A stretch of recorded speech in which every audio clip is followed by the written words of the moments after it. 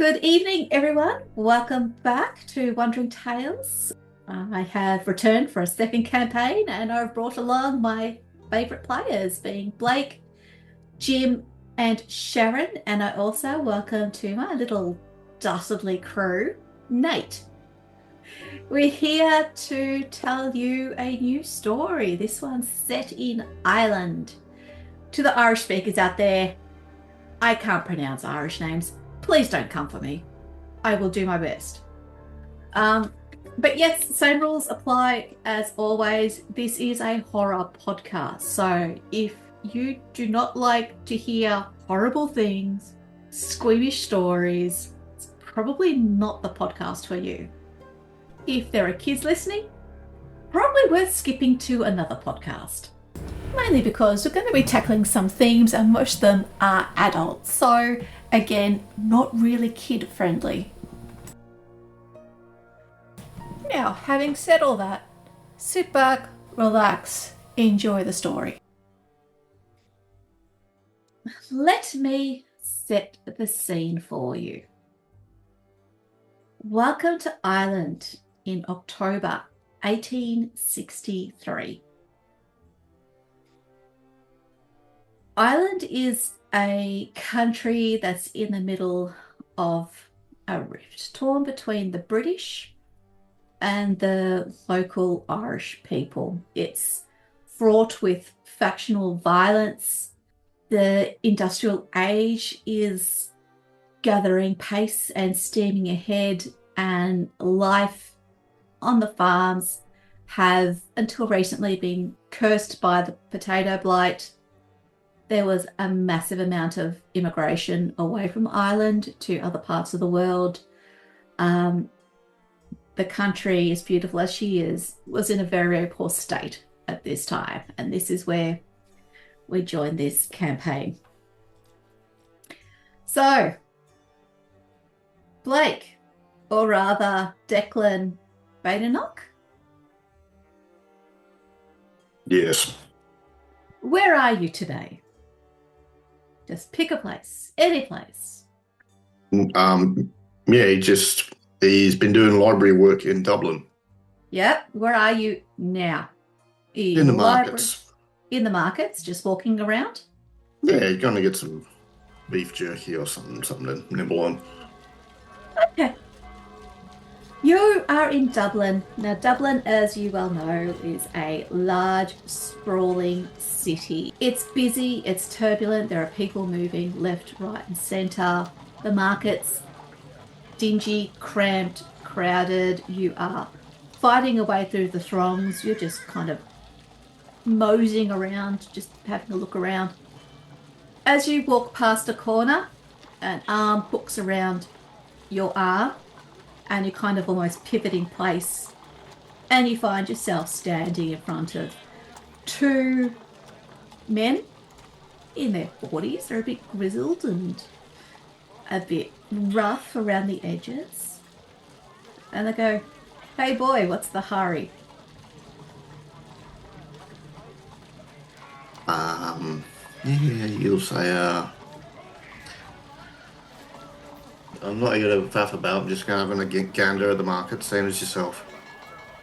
Yeah, rightio, lad. That's good. Hey, got a offer for you. What's a good lad like you doing with your time these days? You're young, you're healthy, you're sprightly, and he pats you on your chest. We could do with men like you. I've done enough time down the mines. Thanks, fellas. I'm good. The mines? No, sir. No. This isn't the mines. It's a much more nobler cause. What do you say? Do you want to join us with the Fenian Brotherhood? We could do with men like you. Are you not a good Irish son? He'll say, well, say your piece. What's your offer? To join us. We need men like you. We need to throw off the British yoke. We need to act before they take over and destroy everything we have built. Hmm. Um. Yeah, I mean, I'm just a librarian, but I can keep my ear to the ground and, We don't you know, need ears. Can you carry a rifle? Can you strike at the fist of British oppression? let me just check if I can get a rifle. I got anything like that? I don't shoot, fellas. Sorry. Ah, you're a disappointment, boy. Go back to your books. Right, you are then, lads. Maybe just head off. It's like, Oh, good. So, yeah, you bury yourself in the market and leave those gentlemen behind. While we do that, Nate, I'm going to pivot to you very quickly. Dr. Sean O'Connor, you are currently in Cork, I believe, That's correct. feeling the heat of a little publicity scandal that's about to break and besmirch your name forevermore. We can spin it. I'm sure you can. But you know, should this news break, you'll be persona non grata. However much you can spin it. So you're feeling the heat. Feeling the heat's about to calm down like a lead fist. But in your comfortable house with your lovely wife, you get a bell pull sounds at your front door. I think so. Dr. O'Connor's sitting in a comfortable chair having a nice whiskey, and he's not even going to pretend that it's his duty to answer the door. So he'll just say, Neve! Door! Yes, darling, his long-suffering wife calls out, and she goes to the door. You hear the door creak open on its hinges. Quiet conversation, and then the door closes. Your wife returns to the room, and in her arms there is a parcel wrapped in paper and string, and she hands you a letter. This came for you. Thank you, darling. And I'll grab her hand, give it a kiss, and take the letter. Okay, and the parcel? And the parcel as well. Very good. She'll leave you to it. Just like a child at Christmas, I think I'm going to open the parcel first. The letter. Aha. Okay. You put the parcel on your desk and you untie the string and you unfold the piece of paper that wraps the parcel. The parcel itself is of a heavy card, really heavy card. It's almost like a plywood. It's really quite thick. You open it up and inside there is a hand and part of a wrist, and you can see that the wrist was severed from the rest of the arm by something sharp. It's lying in the parcel. It's got a knife sticking out of the palm. The knife is a dull silvery colour. The problem with that hand is it's not a human hand. You look at it, it looks humanoid, but it's green tinged, scaly. It's almost a mix between human and fish. Fascinating. I'm not even going to flinch. I think I'll adjust my glasses. Maybe grab the handle and try to delicately inspect the hand. This is fascinating as a medical practitioner. Yeah. Just, rotating it around and what is this? Well, do you remove that thing pinning it down? Oh, if it's pinning it into the box, I'll move it around and just try to look in the box without removing it. And once I've inspected it, then I'll remove the thing pinning it down. Okay. It's very cold. It's very wet. It's very dead. It's inert. It just sits there. So all you've got to work on is this manky old hand.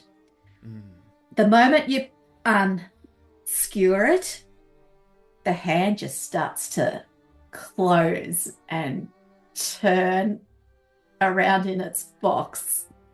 It becomes a little bit animated. tie it back up. We'll deal with that later. Yep. And just have a swig. I don't blame you. Okay, I'll turn to the letter, I think. Yes, the letter which we prepared earlier. All right, I'll open it up. Oh, lovely, lovely wax seal. What do we have here? First class tickets. Fascinating. 2 first class tickets by the look of it. Mm-hmm. And what do we have here? A telegraph. Dr. Sean O'Connor, St. Stephen's Green, Cork. Dr. O'Connor, if you are interested in learning more about this and making a name for yourself, come to Tralee House. We expect your attendance on November 1st, 1863. Tickets enclosed. Sincerely, Kieran O'Malley. Fascinating. I'll fold it and I'll put it in my pocket. Yep. Excellent. So I'll leave it to you to tell me what's going to happen. Jim. Yes. Your character, Rosh McNeil. Where are you at this point in time? So Rosh is in Ballybraid at this point, I believe. And I think he is peering out of an alley at a street performer that's performing some, one-man play or something like that. And you can see on his face that he's mouthing along to the words. He's heard this a million times and he knows it off by heart, but he's watching it. And he's just sticking his hand into this wet bag that is like sloshing as he does, and he pulls out like a chunk of meat, sort of holds it before his arm descends, and an Irish hunting dog sort of steps out next to him and starts eating the mush out of his hand as he just repeats that process, not even really watching what he's doing as he's watching this performance. Are you towards the back of the crowd? Oh yeah, he doesn't like being seen, so he's in the shadows, him and his mutt. Cool. Tell me, Ballybraid, is this kind of like an agricultural town, or is this more of a cityscape? I think it's sort of slowly becoming a bit more urban, but it's definitely on there, closer to being pretty like rural. It's only just sort of, becoming big enough. Okay. Yeah. So as you're watching this theatre performance, you hear the click clop of hooves coming up behind you.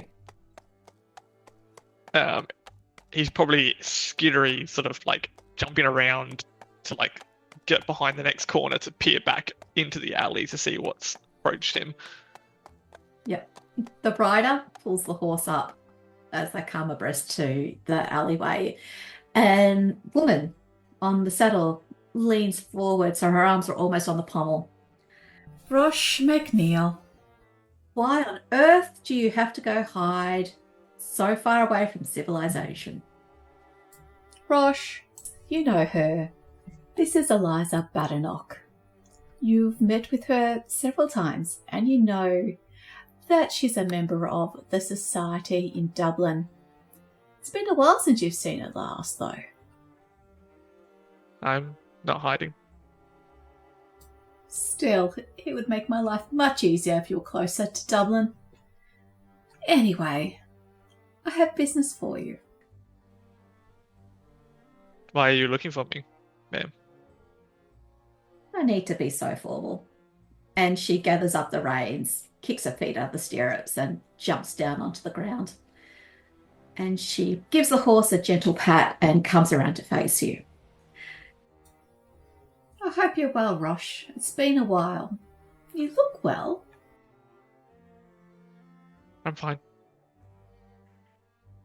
I need your help. Okay. Okay? Good.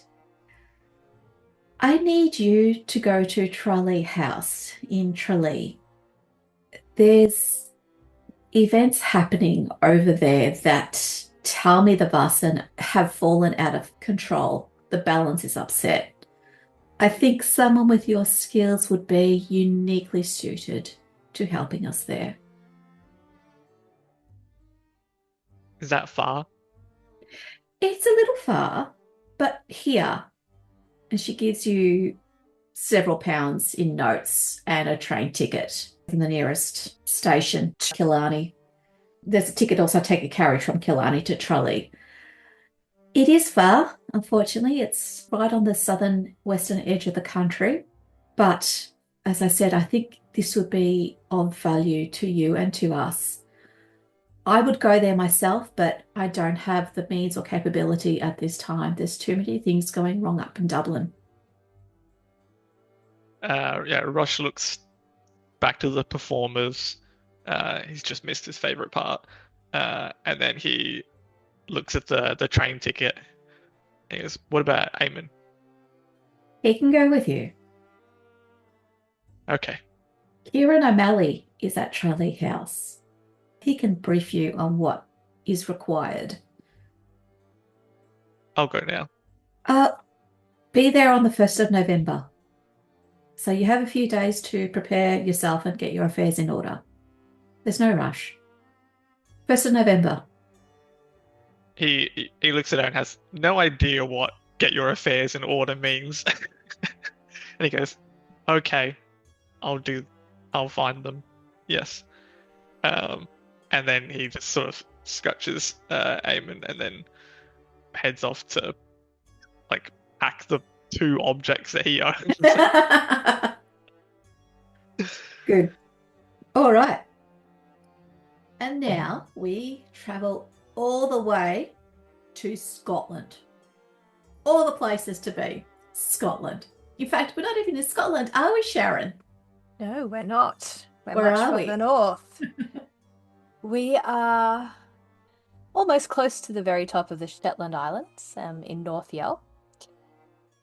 You are trudging up a hill into what is a gale that never seems to stop, wind that never seems to let up, hair kind of whipping around behind her, carrying a basket that's full of damp herbs and a string full of silverfish and a large piece of driftwood, and just kind of head down, trudging up the hill.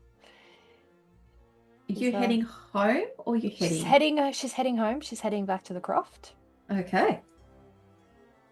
As you know, it's a very blustery, cold, miserable day, but that's normal. This is a Wednesday. That is normal. It's just every day a wind that never lets up and the sea salt whipping around. Yeah. So you arrive at your croft. It's quiet. Does anyone live there with you? Not anymore. Okay. So you arrive at your croft and you open the door, and underneath the door there's a letter. She'll pick it up and look at it. And, well, she has some education, but not a great deal of book learning. Mm-hmm. But enough to puzzle out the letters. Yes. Just simple and addressed to Miss Andarina Tulloch. Correct. Would you read it?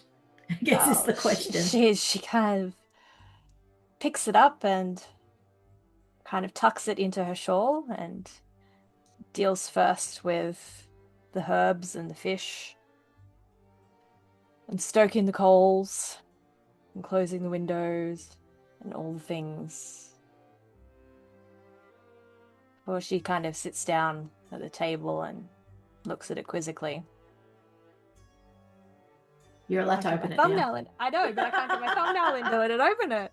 I'm like, it's not opening. Okay. Tralee House, County Kerry, October the 14th, 1863. To Miss Anderina Tulloch. Madam, though the sea lies broad between your northern home and this western shore, your name has travelled swifter still.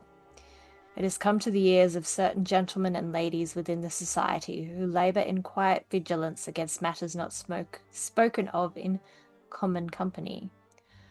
Tralee House finds itself desirous of one possessed of discernment beyond the healer's art alone. There are afflictions upon this land that yield neither to prayer nor physic, and disturbances that trouble both the living and the land itself. Your particular talents are spoken of with respect and gratitude.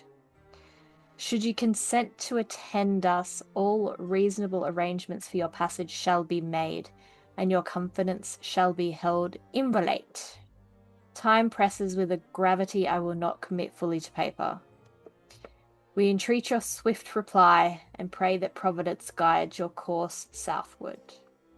I remain, Madame, your obedient servant, Kieran O'Malley, for the Society at Tralee House. And there'll be tickets in there for you as well. Ferry tickets, carriage tickets, train tickets. Well, all you got, Nathan, was a dead hand. And first She class got it. tickets, thank you very much. Absolutely.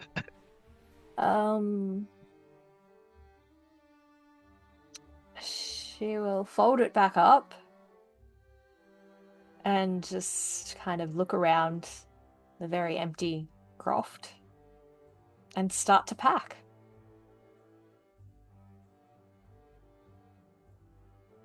Blake, a few days later, we zoom back in on you and you're in Dublin doing your work. And your sister comes and finds you. Okay. Let's say you're at the library. Your sister walks in, pulls her gloves off, and drops into the chair in front of you. What are you doing, Declan? Working. This is my day job. Well, how would you feel about a little adventure? I don't know. Last time he got us in a fair whack of trouble, lass. Well, this time I'll have to send you on your own. I won't be joining you. Okay. What sort of adventure do you have in mind? I need you to go to Tralee House in Tralee. Strange things are happening over there. People going missing, turning up dead, signs of Vaesen involvement. Kieran O'Malley has asked us for assistance. Now, you know I can't go. My hands are full here. But I'm hoping you can go in my stead. Who might Kieran be again? Kieran O'Malley, he's the leader of the Tralee House. Ah, okay, yep. So he's requested aid. You're busy. You're asking us. Okay, yep. Okay. Yeah. All right. I'll need. I'm not exactly flush here. I'll need some cash for like tickets. Your travel has been provisioned. It's Oh, not a problem at all. oh, so they just presumed I was going to go, did they? All right, I guess I'm going then. All right. Well said, brother. Are you okay? You sure you don't need help with what you're doing? You know your sister doesn't work alone in Dublin. She's got several other society members working with her. Okay. But you also know that she's been quite busy. Like she's constantly traveling around. She's constantly putting out Vaesen spotfires here, there, and everywhere. So she's given you, an opportunity, I guess, to go and make your own way in regards. She trusts you to go and represent Dublin House. So is anyone from Dublin meeting me, or is it just me having a look into this thing? No, none of my members will be going, but you will meet several members at Tralee with been asking a few people to come and help out here. These people know what they're doing, or is this their first? You want me to guide them because they're new at this, or Some are new, some have experience, some are a bit more Okay. experienced than you think. bit of a mixed bag? Bit of a Okay, mixed bag. that's all But right. That's better than a complete bunch of new people. That's good. I have All utter right. faith in you acquitting yourself. I presume you want this dealt with swiftly, and I need to start packing. Your train leaves from Dublin to Killarney on the 1st of November. So you have got a couple days, Okay. so you can get yourself organised. Well, I can at least shout your meal while you're in town. Let's go get something to eat. Thank you. Very gracious of you. But I do wish you all the best. He sort of peers at her as if to say, "Am I going to need it? Is she hiding something?" No, she's not hiding anything. All right. She's your older sister. Yeah, exactly. All right. Hmm. All right. Well, yeah, we'll go out wherever she wants to grab something to eat, and then yeah, I guess I'll start packing. Okay. So now that you have all received your missives, you're going to be packing for the next 2-3 days and then taking a series of journeys to head towards Tralee. On November 1st, 1863, you all arrive at Killarney by your various methods of transport. And you encounter each other in the carriage as you head towards the Dingle Peninsula. Sharon, what's your character's name? Andorina Tulloch. Andorina. Okay, please describe Andorina Tulloch for me. So she is a kind of sturdy, square-faced, youngish Shetland woman. So, kind of mid-20s, but obviously weathered by the wind. Very kind of, wind-burnt face. It's a constant peril of living in Shetland. Yep. But your face will be wind-torn and ruddy. Tangled plait, dark brown hair, very kind of plain, serviceable dress, hand-knitted hap shawl that she kind of tucks very tightly around her. Just a very plain-looking young woman. Nothing wrong with that. Rosh, would you like to please describe your character?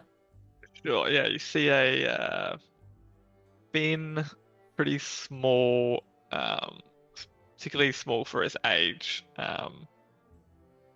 sort of pale, long red hair that's quite unkempt, and it's sort of a dark red, but he is so universally caked in dirt that you suspect if he ever had a full wash, his hair would be a lot lighter orange than that. And next to him is, if he's small for his age, the dog Eamon is large for his age, and is equally as caked in dirt and matted hair. So they look the closest a human and a dog could be to being related. Oh, man. Dr. Sean O'Connor? So Dr. Sean O'Connor's a man very close to his 60s. Picture Pierce Brosnan, if he were an older gentleman. Maybe, for him, fast forward him until he's 70-something years old. So quite pronounced wrinkles and, lines through his cheeks and, crow's feet and all the lines on the face. The kind of blues of his eyes have faded to almost a grey, and he wears like a light brown tweed suit, navy blue vest, and he's got a nice black cravat with a very pronounced pin that he wears, and of course you can see the chain of a pocket watch just dangling out. very classy man. I imagine he would smell like a mix of maybe tobacco, talcum powder, whiskey, kind of all like mixed together. Maybe a bit of mahogany in there as well because he's a classy man. Absolutely. Is he traveling with Neve? Oh, absolutely not. Travel is a time for adventure. He might invite her up from time to time, but I think he enjoys his alone time. He's been married quite a while. It's all about that alone time. And Declan, would you like to please describe yourself? I think I'll read it as I put it in Alchemy. Declan is a tall lad with broad shoulders and a flat cap on his noggin. His blue eyes are like the sea, and they gaze at your soul, making you question your viscosity. Carrying a few books in his hand, this rugged librarian looks proper smart in his waistcoat and clean boots. He's late 20s. There you have it, folks. Thank you very much. The carriage sways quietly as it trots down through roads and hills and dales. It's a beautiful area of the country, a bit more verdant, a bit more trees, but also quite hilly with cliff edges around the sea. But yes, you meet each other in the carriage. You all kind of all board at the one time, and you go, okay, you're all coming towards Tralee. So you sit there and you stare at each other from the carriage, and outside the skies are starting to get a bit overcast and dark and dreary. Sounds like a storm's coming. I think if there's time, Dr. Sean is going to definitely want to chat. And he's going to kind of hold that box in his lap and going to say, so did any of you get any packages? Any hands or anything like that?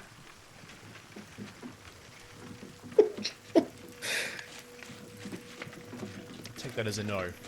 That's a mighty specific question, traveller. A hand, no. Just got asked to come and have a look around. Interesting. Andarina will kind of look at him, but not look at him. So not making eye contact. And kind of go, what kind of hand? Well, it might be easier if I show you, and I'll pass the box. She'll kind of hover her hands over it. And then just shake her head and hand it back. And you see her reach into a pocket and you can just see the edges of her knuckles, and they're very white.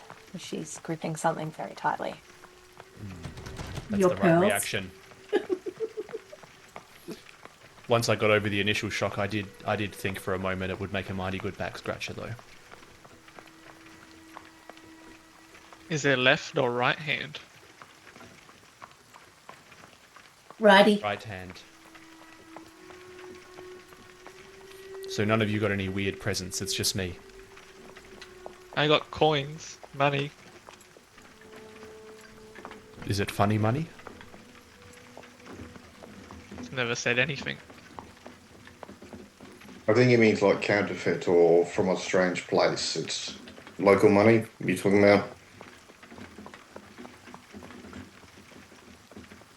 He hands you all the money. I don't know. No, that's just regular money they gave you to come here. Yeah, he'll hand it back. He's going to rip you off. Is this your hound? Eamon. We travel together. Guard dog, hunting dog, both? He can do a lot of things, yeah. Good. And, sorry, where are my manners? I'm Dr. Sean, by the way. Dr. Sean O'Connor. Lovely to make your acquaintance. All of you. Take his hat off. Declan Badenoch. Nod. He must be a very good doctor. Quite old. I'm exceptional. Why are you laughing, lass? I'm a boy. Oh, you're a boy. Maybe Oh, you're not. Maybe you're not sorry. that good of. Maybe you're not that good of a doctor. Eyes aren't quite what they used to be. It's okay. My mum always wanted a girl. And who are you, lass? Andarina Tulloch. Pleasure to meet you, Doctor. You'd best be keeping Iron close with that around. You're not going to let it run through the carriage? I was gonna say, did it move like in our presence? No. Number one, it wasn't opened in your presence. Number two, it wasn't unpinioned in your presence. So all you know is there's a strange box. Okay, so you guys are engaging in some small talk as you travel to Tralee, and it's still a couple of hours from Killarney to Tralee, but you do eventually arrive, and the carriage pulls up in front of a small gateway. The house itself stands not too far from Tralee City. It's this beautiful old, well, the locals of that time probably wouldn't call it beautiful and old. They'll call it drafty and horrible, but I think it's beautiful. Stone built, 3-level small mansion, really, for lack of a better word. And the carriage pulls up in front of the double gates at the front.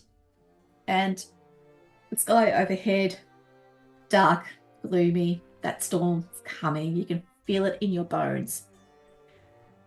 You barely have time to alight from the carriage when a gentleman steps out of the house and comes towards the gate. He is tall, has blue eyes, hair that's beyond shoulder length. He's got a beard. His clothing actually strikes you a little bit odd. Actually, his whole appearance is just a little bit archaic. He's not the clean, polished professional of society member you would expect. He's just maybe 200 years behind the time. I don't know. Maybe he just likes anachronistic stuff. Who knows? But he comes out, he bustles out, he opens the gate, and he helps you and Arena come out of the carriage and helps remove the luggage.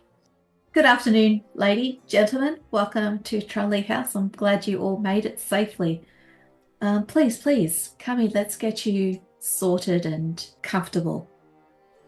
And he will help you bring your luggage inside. Don't worry, Kieran's not here at the moment, but he'll be back shortly. I expect him within the hour at most, although it is starting to get dark, but hopefully he'll be here quite soon. But in the meantime, let's get you organised, shall we? Since you'll be here for a little while. Who are you? My apologies. Jack O'Malley. And you are? Rosh. This is Eamon. Rosh. Eamon. What a fine specimen of a dog. I'll help you with the bags, because my character's got 4 physique. It's silly to stand there and letting someone smaller than him. So he'll rush back and forth and make sure the bags are in. Yeah, you can situate the bags inside. And Jack looks at you. Sorry? Jack, or was it Jack? Jack O'Malley. Jack, just a question for you, Jack. What do you do here? Well, ostensibly, I wouldn't say the butler. Let's just say I'm one of the society members here. I manage the house, I manage the grounds around it. If I can be assistance, let me know. But Kieran's the man you need to speak to. He will be able to give you all the information that you could possibly want about why he's asked you all to come.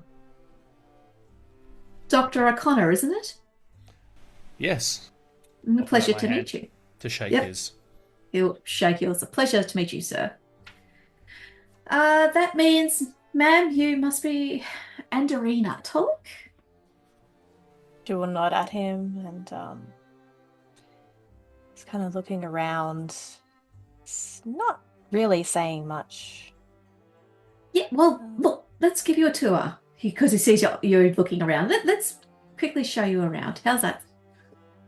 You need to be comfortable here. She puts her hand on his arm and goes, it feels thin here. Thin, madame? And she'll just give him a wry smile and start walking ahead. So he is going to give you a bit of a tour around the house. As you start to wander through, first place he takes you is the dining room. And the dining room in this place is huge. It's wide, it's open, it's got solid oak table, it's got sideboards, fireplaces. It's everything you would expect for, a country house of this fine standing. He then takes you next door to the withdrawing room, which then becomes later known as a drawing room, so both words are interchangeable. Couches, there are chairs, there's Dr. Sean, there's a table with alcohol bottles and cut crystal glasses just for you. Do you mind if I help myself? And I won't even wait for the response, I'm already pouring. There's a massive central hearth. In this room that kind of dominates it, there's portraits sprinkled all over the walls. The floor tiles are medieval, which kind of gives you an idea how old this house is. There's even a pool table and a little alcove near. Just tucked around the corner. He'll then bring you to the kitchen and go, it's at the rear of the house. It has also a fireplace, a range, a massive wooden work table, ice chest, and a basement.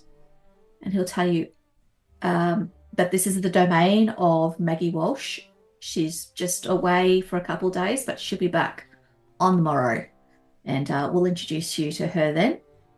If there's any exposed food, Rosh is going and grabbing it, putting it into his backpack. If there's any like bread or fruit or anything like that. There's probably is bread and fruit available. Everything else would be in the larder and somewhat behind closed doors. I have to lock them, won't I? He'll then take you to the library, which Declan, being the nerd that you are, it's kind of impressive.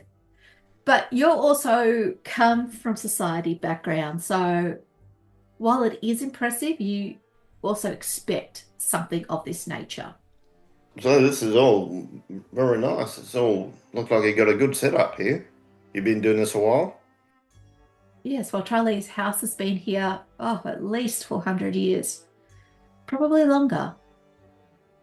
But all that time we've been collecting and adding to this library. But Elisa was saying that you were a librarian yourself? Yeah, I work as a librarian in Dublin. So this is English, Gaelic, Latin? Everything.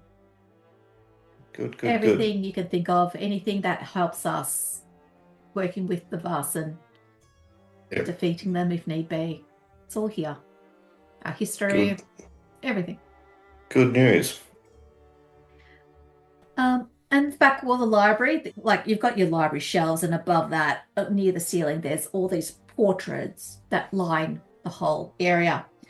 So, can everyone give me a vigilance roll? First roll of the campaign. All right, so we've got success from Rosh, we've got a success from Anderina. We've got no successes from Declan. You're too busy gawking at the books. And Nate? There we go. No. Okay, so Anderina and Rosh, you kind of have a look at the portraits with half a glance, and then you kind of double back. You do it both at pretty much at the same time. High up on the wall, you see a very old style portrait, and then you turn and you look at Jack O'Malley, and dear God, it looks remarkably alike. It's the shitting. It's the shitting indeed. As for you, Dr. Sean and Declan, they're just portraits. Whatever. What is, man? After you've finished having a look around the library, he'll then take you to an office that sits off that library, and it's O'Malley's office. It has a small library. There are ledgers as well. There's history books in there. Has a great oak desk with a couple of gouges in the wood that makes you look like, are there sword blows at some stage in its history? There's a couple of great big armchairs with the big winged backs, and sitting above the desk behind on the wall are two big blunderbusses that are in a cross on the wall. And underneath that you see like a chest, little casket that sits on top of the lintel where the firearms are sitting above. So, can everyone give me one more roll for this session, and then we'll end it as you do your tour of the house. Can I have a learning roll?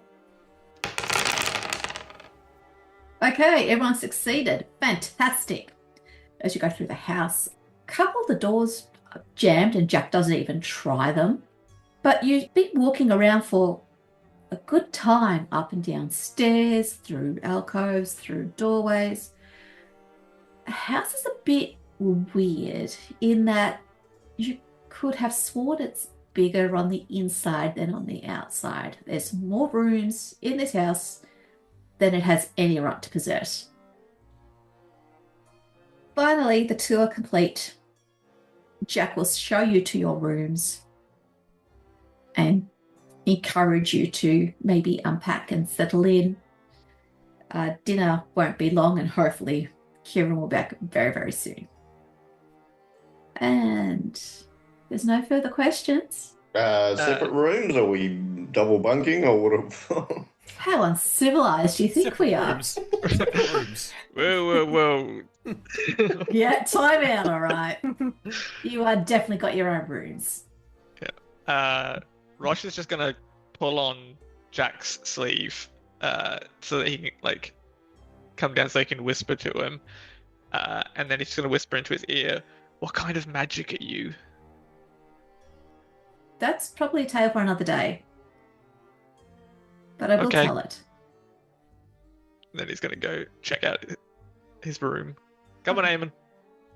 Before Jack leaves, Anderina would also look him directly in the eyes and go, "Very thin," and then just turn into her room, close the door.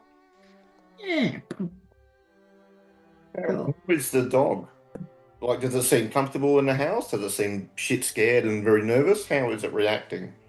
No, I think Eamon is super sort of comfortable. Okay. Yeah, I think as long as he's near Rosh, they seem to kind of All right. almost, just Well, that's a good sign then. yeah. All right. Well, welcome to Tralee House. First episode is always the hardest, getting everyone to Survived an episode. survive the first episode. And now shit gets real.